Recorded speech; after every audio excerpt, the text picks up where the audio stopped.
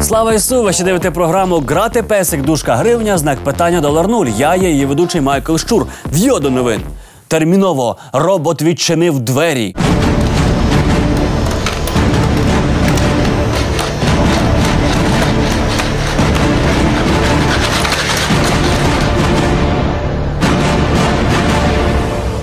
Це були двері у зброярню з плазмометами, тому людство незабаром загине.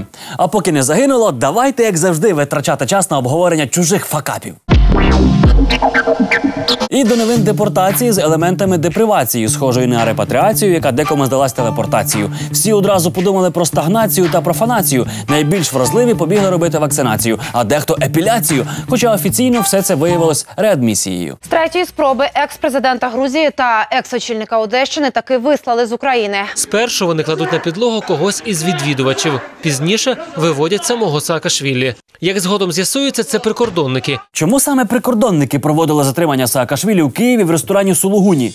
Тому що Саакашвілі прорвав кордон етикету та їв хінкалі виделкою. Цього Порошенко йому вже ніяк не міг пробачити. Після затримання вони вивезуть Михайла Саакашвілі до аеропорту Бориспіль і чартерним літаком доправлять до Варшави. Отак і працює старе грузинське закляття. Барига. Якщо тричі повторити Порошенко-барига, Порошенко-барига, Порошенко-барига, миттєво опинишся у Польщі. Можливо, ви не зрозуміли, але промовивши барига закляття, я, як і Саакашвілі, опинився у Варшаві. Важко відразу зрозуміти, що я опинився саме в Польщі. По-перше, назва нашої програми польською пишеться так само. По-друге, як ви бачите, у Польщі немає чогось на зразок Ейфелевої вежі, Пізанської башти чи там Київської перепічки, щоб відразу з однієї фотки було зрозуміло, де ти. Тому раджу полякам, можете поставити у центрі столиці 100-метрового перекресленого Степана Бандеру, щоб відразу можна було відчути дух сучасної Польщі. Але насправді я не хотів телепортуватися до Польщі. Я просто повторював слова Саакашвілі «Порошенко-барига». Це що, Амстердам? Влада Нідерландів дозволила Михайлу Саакашвілі в'їжджати до країни. Треба спробувати антизакляття. Порошенко не барига, Порошенко не барига, Порошенко не барига. Назад не працює. Я буду активно працювати з Європарламентом, з європейським політиком, з американським політиком. Тепер Саакашвілі буде їздити Європою за Порошенком і псувати йому зустрічі з європейськими лідерами, як це робить Фемен. Та добиватиметься, щоб Порошенкові, коли він захоче поїхати з України до Європи, рано чи пізно теж довелося проривати кордон. Завдяки рішучим діям прикордонників Юлія Тимошенко нарешті змогла вилізти з-за волохатої спини Михаїла Саакашвілі. Насправді ж мова йде не тільки про Михайла Саакашвілі. Добре. Юлія Володимирівно, кажіть уже, що хотіли. Ми за вами скучили. В Україні голодує, по даним Організації Об'єднаних Націй, 1 мільйон 200 тисяч людей. Це аграрна країна, заможня країна, розвинута країна. Це жах! Юлія Володимирівна, ви нам відкрили очі. Максимальний репост! Але давайте відкриємо звіт ООН, на який посилається пані Тимошенко. І знайдемо ці 1 мільйон 200 тисяч людей, які голодують. І ми бачимо на цій мапі, що насправді йдеться не про країну в цілому, а про проблеми з постачанням продовольства у Донецькій та Луганській областях. А саме у тій частині, що тимчасово окупована, а також на лінії зіткнення. У доповіді ООН про це написано в колонці під назвою «Контекст». Пані Тимошенко, ви чули таке слово «контекст»? Наш контекст – це війна. Невже ви цього у звіті не побачили? А тепер давайте подивимося. За останні 4 роки в 14,5 разів в гривнях збільшився державний і гарантований державою борг. Ви розумієте, що це таке? Я розумію, що це таке. Ви в очі говорите, що в Україні в 14 разів виріс держборг за 4 роки, а в руках у вас папірець, на якому чорним по білому написано, що держборг так зріс не за 4 роки, а за 10. Тобто почав рости ще з часів вашого прем'єрства. Так, я не жартую, подивіться. Тимошенко каже, ви подивіться на борг за 4 роки. Хоча в неї ж на малюнку роки з 2008 по 2018. За останні 4 роки в 14,5 разів... Вона що, не бачить, що в неї написано? Що це за літера? З. А це? У. Біожіння. От біда. Вам треба буде попити калиновий морс кожні 15 хвилин. А для чого так часто? Щоб писок був зайнятий.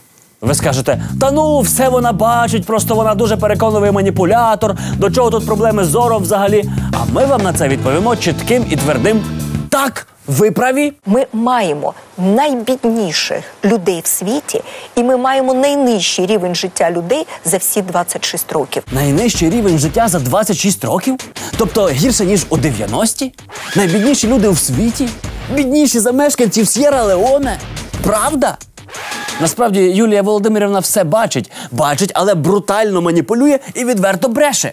Навіщо? Я це вам говорю не тому, що я хочу сказати щось страшне і неприємне. А тому, що щось страшне і неприємне хочу сказати.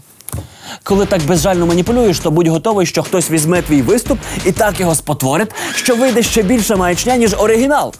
Пані Тимошенко, скажіть, в чому сенс ваших пересмикувань та маніпуляцій? Спотворення уявлення людей про те, де є вихід. Через обман, через маніпуляції, через вплив на свідомість, в тому числі залежних каналів телебачення. Я не маю на увазі Ньюсван. От бачите, Тимошенко навіть тут зманіпулювала. Сказала, що канал, в ефірі якого вона ось прямо зараз в цю секунду маніпулює, не маніпулює. Пані Тимошенко, вам не соромно? Мені соромно і перед країною, і перед лідерами глобального світу за таку, знаєте, низьку моральну планку, за таку ницість. Фух, слава Богу. Але цей тяжкий шлях нам все-таки треба пройти гідно. Такий тяжкий і довгий шлях маніпуляцій пройти дійсно важко. Треба постійно бути нещирою. Ви готові й далі бути такою нещирою, пані Тимошенко? Я буду дуже нещирою. Що ж тоді, до побачення і про погоду. А у нас країна сьогодні живе в край тяжкому екологічному стані. Ну, зараз можливо відкрити вікно. Сніг чорний, дощ чорний, вікна чорні. Усе неначе почорніло. Чорний сніг, чорний дощ, чорні вікна, чорна студія каналу Ньюзван. Тимошенко теж у чорному. І вії у неї чорні. Це не екологічна катастрофа. Це засинає розум.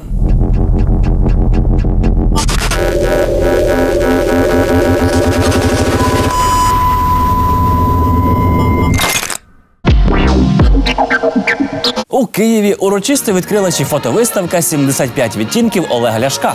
Судячи з кількості відтінків, автор виставки вважає, що вона буде мінімум в 1,5 рази успішнішою за 50 відтінків сірого. Перевірити це ми відправили на місце злочину нашого спецкореспондента з Котеня-Кославу Кравченко.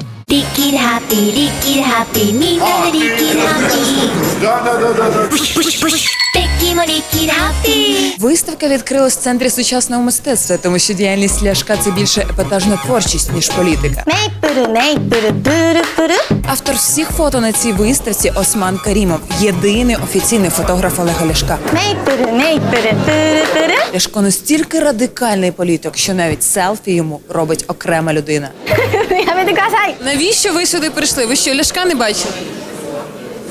Василь Васильович, що це? Ми його любимо. Таке враження, що навіть я розгубився, коли, скажу, таке питання прозвучало. Ви що, Олега Ляшка не бачили? Не бачу. Ну тут же ж його 75 якихось таких моментів. Який з відтінків вам найближчий? Мне понравилась фотография, где он идет вместе с женой вот вдоль кованого забора. Эта фотографія мені близька. Як зазначає автор, на цих фото Ляшко зображений в побутових, комічних і несподіваних ситуаціях. Ось, наприклад, тут він заміняє диригента Віденської опери, який несподівано захворів. А на цьому фото Ляшко намагається зрозуміти, чому у цього вікна така дивна форма.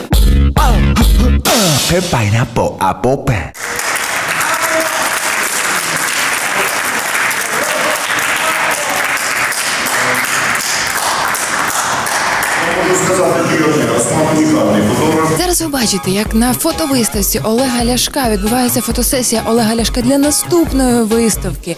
Як Олег Ляшко дивиться виставку «75 відтінків Олега Ляшка».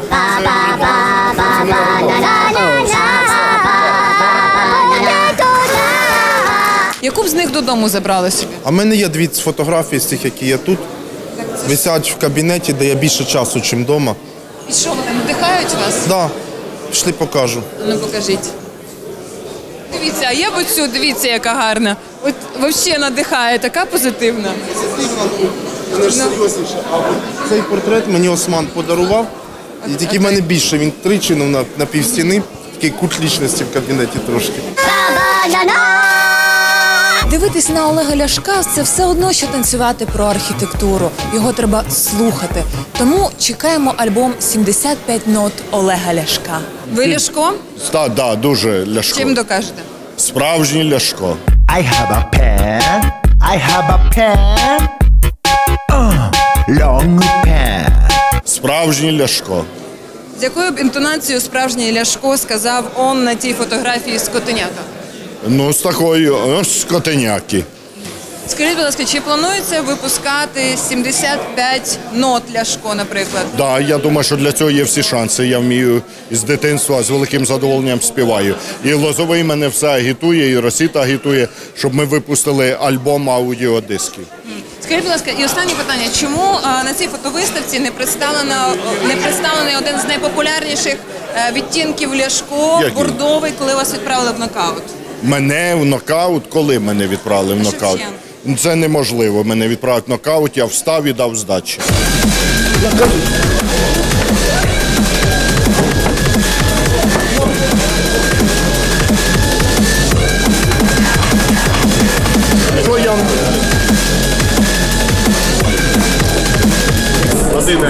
Чому немає фотографії цієї? Це спитати треба в автора. Там багато яких немає фотографій. Я теж йому дорікнув, що там не вистачає ще більше ексклюзивних фотографій. Хочеться більше Ляшко? Так, я теж дуже хочу і надію, що це наступна виставка.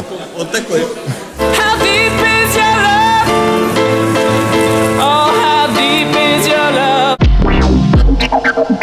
На Черкащині знайшовся поліцейський, готовий арештувати Порошенка. Я як депутат обласної ради, а хоч президент.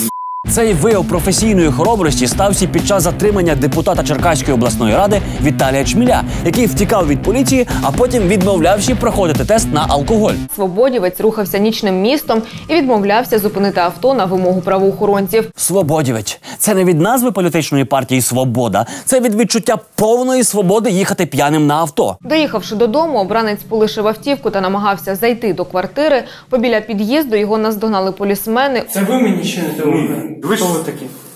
Працівник поліції. І що? І що? Це явна підстава на мене, явне замовлення, тому що мене вели від самого кафе, де я сидів. Можливо, б мені підкинули в карман якісь наркотики. Або могли навіть підкинути алкоголь в шлунок, чи його п'яне тіло за кермо автомобіля. Але давайте мислити позитивно. Це тільки на перший погляд існування депутата Чміля абсолютно позбавлене будь-якого сенсу та користі, як українське громадянство кума Путіна Віктора Медведчука. Бо депутат Чміль таки досяг головної мети свого життя – допоміг знайти нашого героя поліцейського. Everything is connected. Я як депутат обласної ради, а хоч президент. Оце так характер. Цікаво, чи є межа сміливості та принциповості цього поліцейського? То я депутат облради! Де хоч президент? То я президент України! Де хоч Ісус? То я Ісус! Де хоч... Хто там зараз вище? Ілон Маск. Мрії збуваються, але з поправкою на вітер. Саме так міг би прокоментувати своє призначення новий голова Антарктичного центру України Євген Дикий. Він вчений біолог, який навесні 2014 року пішов добровольцем на фронт. Нині Євген відповідає за забезпечення роботи Української антарктичної станції Вернадського та українські антарктичні наукові дослідження.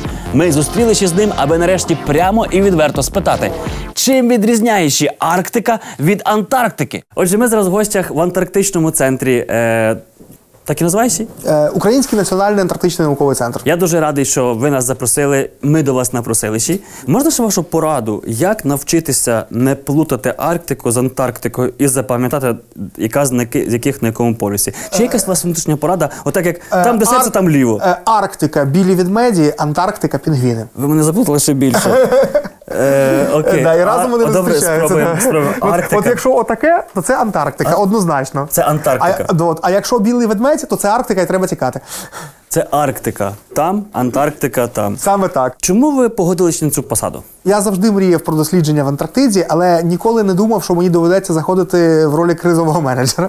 Ну, але як воно вже або тільки так, або ніяк, то звичайно, береш з гамузом проблем, береш з кризою, але ж це Антарктида.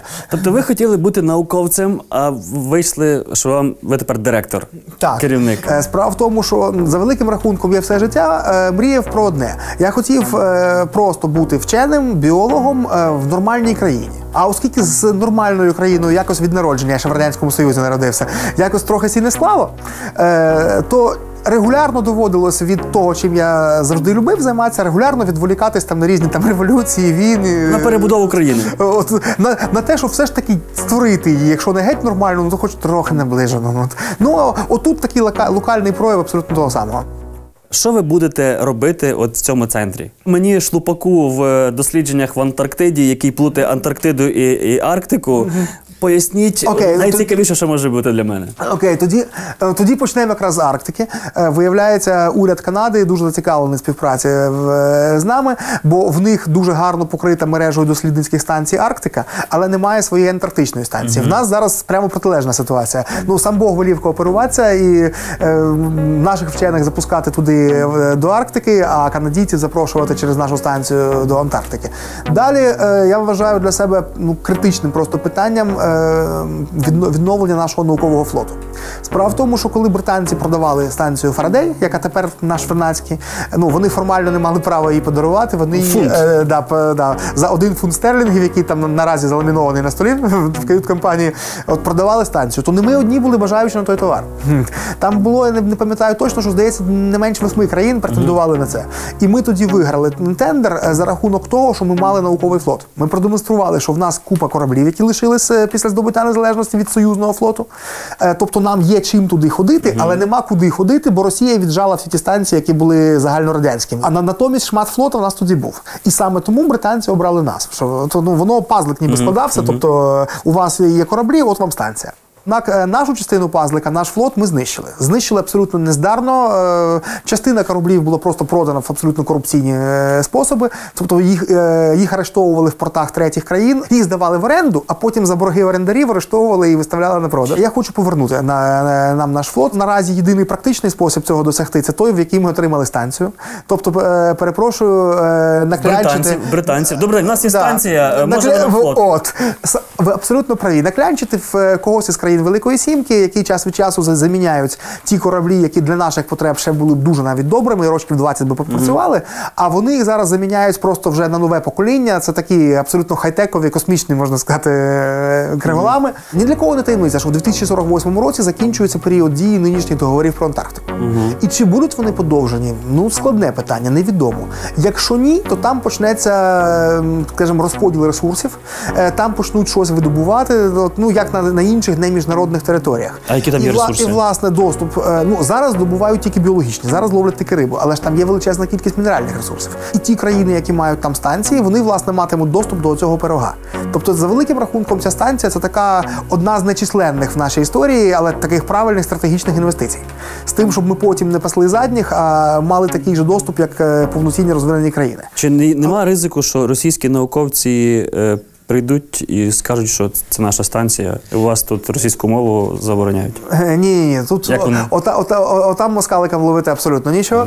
Це все-таки, вибачте, британська станція, над якою піднімали одразу синьо-жовтий український прапор. Тобто це та станція, на якій червона ганчірка не майоріла ніколи. Що стосується прямої практичної користі саме від досліджень, які там робляться, справа в тому, що бактерії, які живуть в екстремальних умовах, а Антарктика – це по-любому умови екстремальні, вони містять, це такі, скажімо, цілі скарбнички різних цікавих дуже генів, які забезпечують, власне, їх пристосованість до цих умов. І якщо раніше це було корисно тільки самим бактеріям, то в наш час, коли можна кожний окремий ген вирізати і вставити куди треба в якусь генмодифіковану, скажімо, потрібну нам господарську істоту, зараз це тепер дуже серйозна, скажімо, сировина для наступного покоління біотехнологій, для наступного покоління фармакології, зокрема.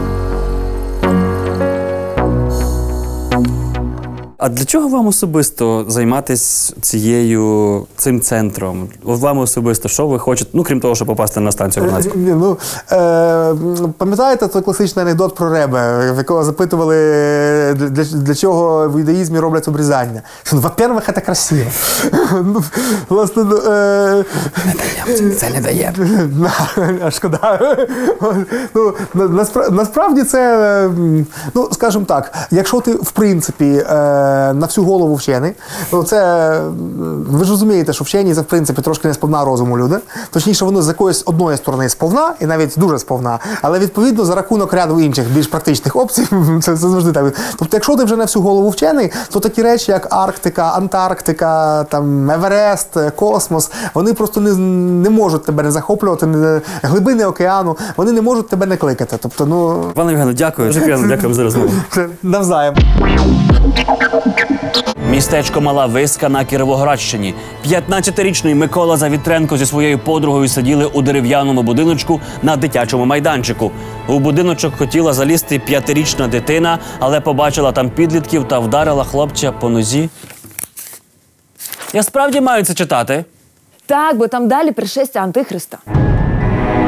Я не можу поняти, в чому не треба до мене підходити. Розкажи мені. Руки свої, відійдіть від мене. Мене тебе вдарила, так? Метр.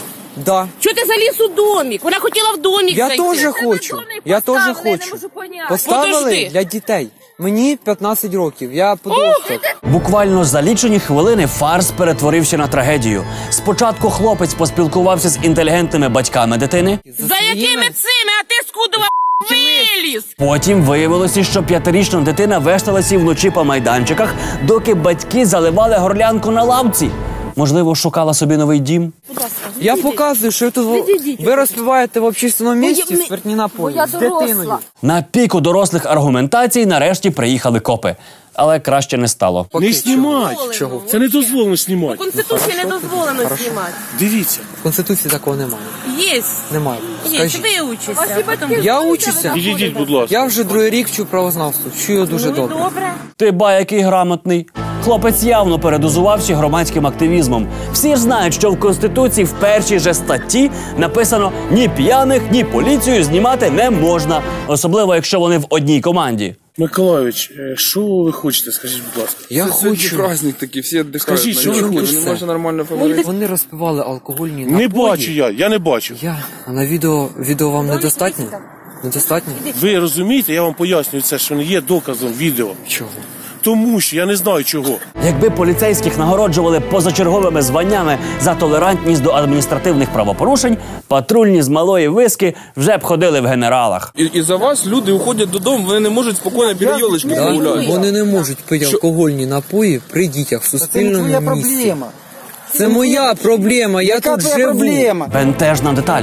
Доки Маловиський театр абсурду набирав обертів, одна з жінок намагалась вирішити конфлікт за допомогою телефонного права. Не кричіть на мене. Я подзвоню. Щас до мотурначки. Тань, бачите? А ну скинь мені мотурначки номер телефона. Я щас буду розмовляти з мотурначкою. Прямо тут на пулі. А для чого? Для того. Мотурначка? Та хто ж в сраку така ця мотурначка? Місцевий ніндзя-авторитет? Ще один псевдонім Петра Порошенка?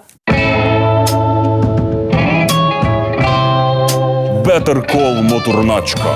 А наступного дня 15-річного Миколу Завітренка жорстоко побили. За 100 метрів від місця попереднього конфлікту Миколу перестріли 5 юнаків.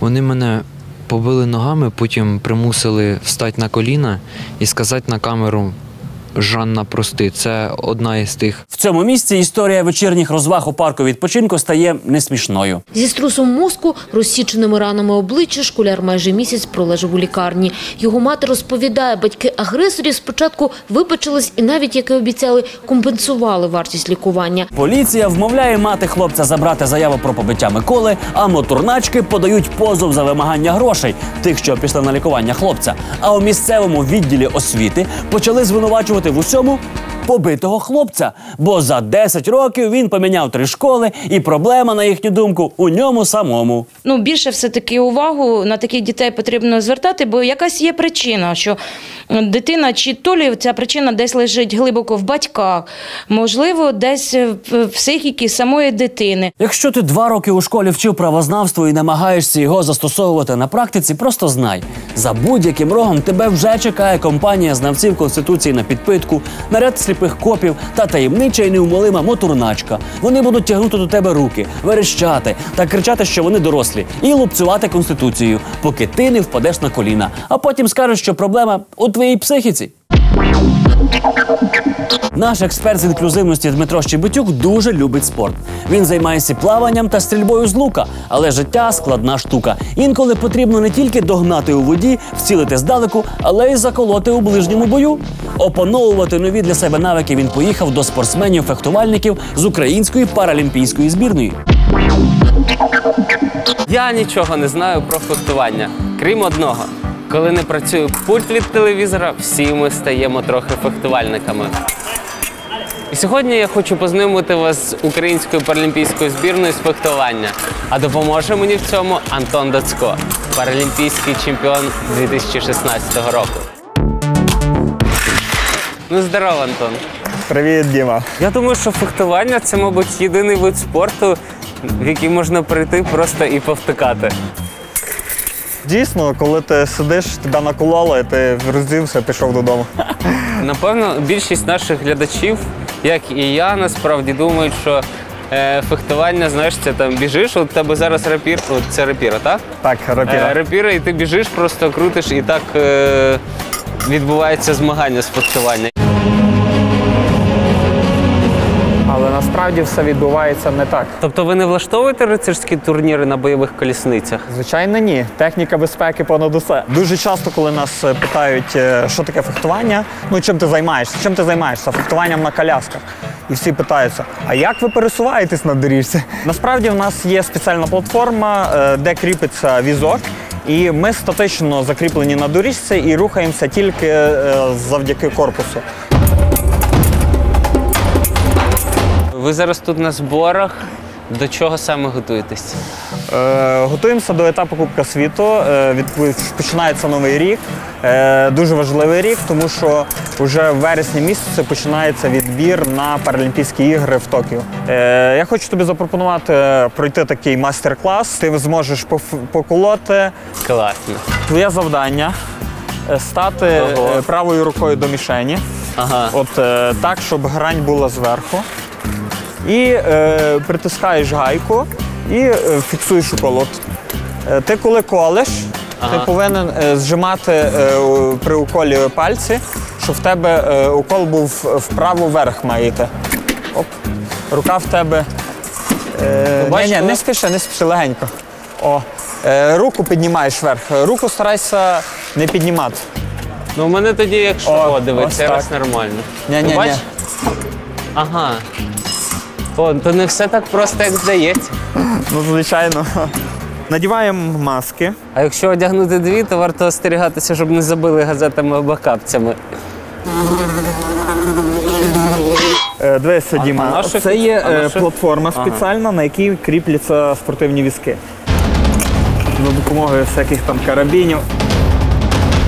Закріпляємо 2 точки, і тут є така тріщотка. Я туди нічим не достаю, як це? Ну, якщо постаратися, то можна. Ну так, мабуть, звикаєш з часу до всього, в принципі. Видно, що ти чемпіон, так вправно все це робиш і швидко. А хто у вас найбільш такі суперники? Китай – це одна з таких країн, одна країна, яка рве всіх наразі. Ну, тепер треба віддати салют, називається. Так, якби привіт. От ставиться зброя і кивок робиться. Фактично завдання вколоти людину, правильно, на змагання? Фехтування – це нанести укол супернику, не получивши його. Окей, давай. Попробуй мене просто колоти. Так. А тобі не боляче це? Ну, це захист спеціально. Ну, давай я тобі вколю. Мені от боль, ну давай. Ось. Страшно так. А ну ще вколи. В тебе дуже зажатий плече, от ти повинен розслабити, давай. Я після тренування вчора плавав багато, ой. Ну нічого, тут, бачиш, є спеціальні навики в кожному виді спорту. При уколі ти повинен зжимати пальці. От ти ті два зжимаєш. Все. Не боляче, але страшно. Так, ну давай, я тепер спробую. Давай, почали. Блін, ти так це робиш класно? Так махаєш, ти мені таких правил не показував. Та так не цікаво, ти одразу їх відбиваєш.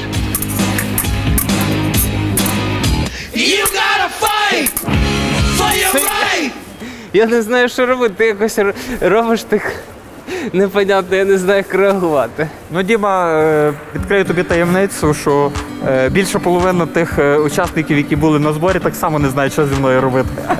Так що... Бачиш, я нічого не роблю, коли мене прямо. О, бачиш? Єдине в житті, де вам знадобиться фехтування, це ніде.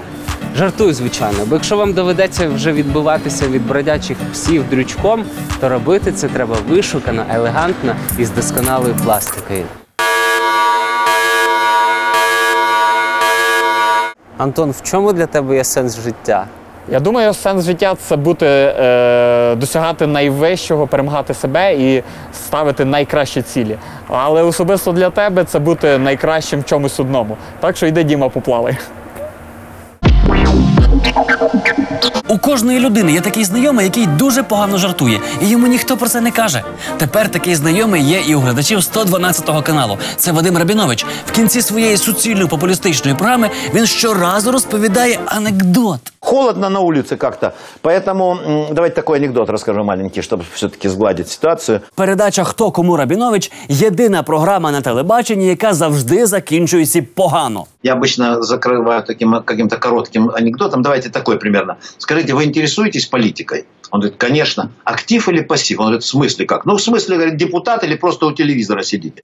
Я не розумію, це що, перший у світі камін-аут шляхом анекдоту? Детский анекдот. Там один говорит другому, знаешь, когда у меня дедушка владел публичным домом на Дерибасовской, когда плохо шли дела, он менял не кровати. Рабінович іде на пролом, випалюючи напалмом банальностей з вивини глядачів.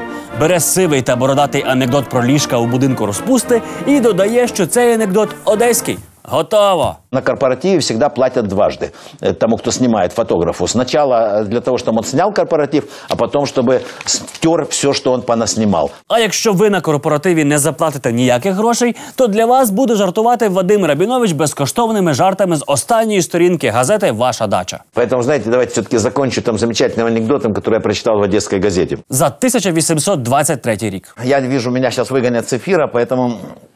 Я вам розкажу в кінці маленький анекдот. У нас термінове включення з ООН, де приймається конвенція щодо заборони анекдотів Рабіновича. У нас з'явилась інформація, що один з українських телеканалів взяв на озброєння анекдоти пана Рабіновича. Ми дуже стурбовані цією ситуацією. Ці анекдоти – злочин проти людяності. Проголосувала проти тільки Росія. А так як мене лишають здесь слова, я дам ще один анекдот. І на прощання я завжди розказую короткий анекдот. Нам уже не остається времени, вынужден просто розказати якийсь анекдот. Саме так і буде виглядати апокаліпсис.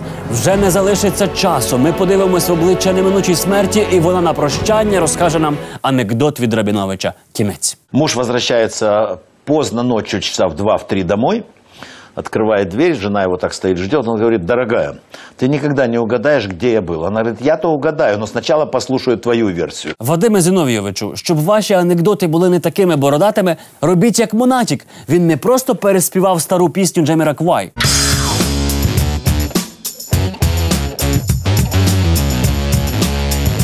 Він взяв Джаміроквай, додав трохи Фаррела Вільямса і зробив щось типу своє.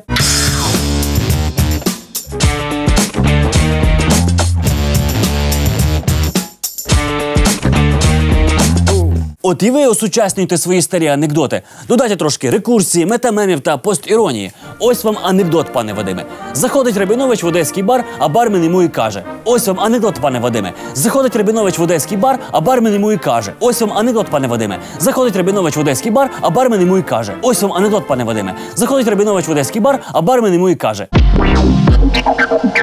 Між добром та злом обертаючи місто лева. Кожен день світло та темрява воюють між собою, кожен намагаючись зайняти якомога більше місця у всесвіті або хоча б у львівській маршрутці. Дрес-код у львівській маршрутці. Водій силою вигнав дівчину з автобуса, бо вона була на роликах із крилами. Маршрут Костофель вирішив, що ролики – це вже непоганий спосіб пересування. Навіщо лізти в його маршрутку?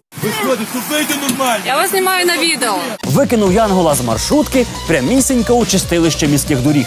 Може, цей маршрут Костофель злякався, що Янгол прийшов відбивати у нього пільговиків-пенсіонерів, а він вже вважав їх своїми і віз просто у пекло кінцевої зупинки. Це взагалі не можна такого робити. Яка різниця? Ну, є різниця, може вам нема. Ось зараз комусь щось розірвати, що ти зараз казали. Тобто розірвачем. Розірвати у цій ситуації може хіба що водій серця сентиментальних пасажирів своєю черствістю. Не все те добро, що нам здається добрим, не все те зло, що виглядає наче зло, як казав Тарас Григорович Стетхем. Насправді ця дівчина – грішний янгол з великими крилами, спокусниця, штовхала водія на гріх негабаритних перевезень, а водій – це Бог. Він вигнав грішного янгола з раю громадського транспорту.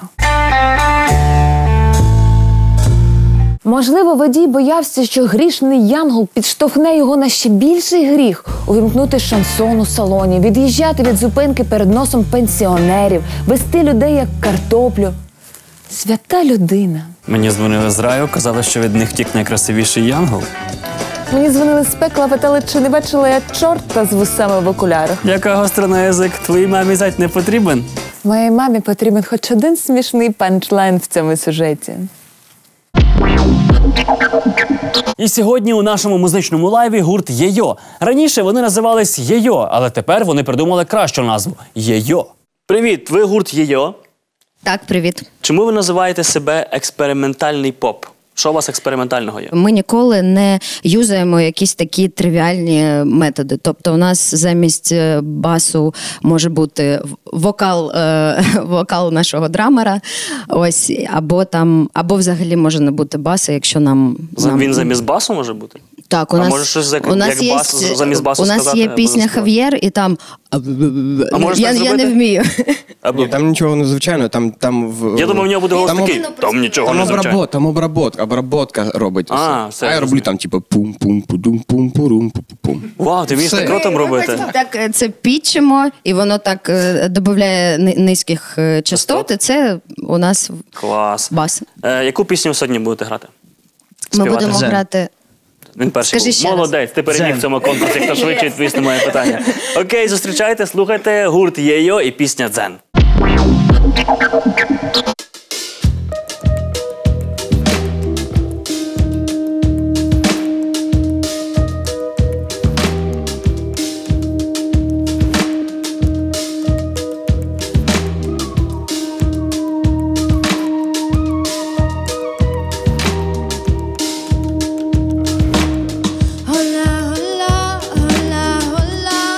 Марго, пролетіла